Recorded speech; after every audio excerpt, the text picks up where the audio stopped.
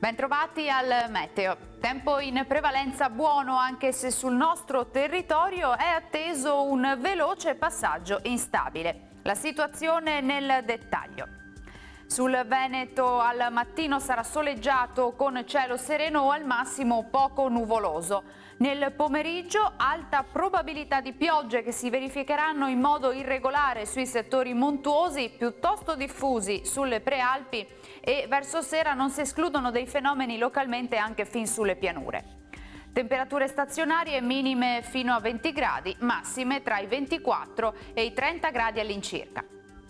Ci spostiamo ora sul Friuli Venezia Giulia, anche qui avremo condizioni di bel tempo, nelle ore pomeridiane e serali precipitazioni sui rilievi in estensione anche alle aree limitrofe pianeggianti. Temperature minime tra i 18 e i 20 gradi, massime tra 26 e 27 gradi. Infine uno sguardo alla situazione del Trentino Alto Adige, inizialmente tanto sole su tutti i settori della regione, col passare delle ore peggiorerà con qualche temporale. Temperature minime sui 17-18 gradi, massime invece fino a 28 all'incirca. Dal meteo per ora è tutto, vi auguro un buon proseguimento con Antenna 3. Arrivederci.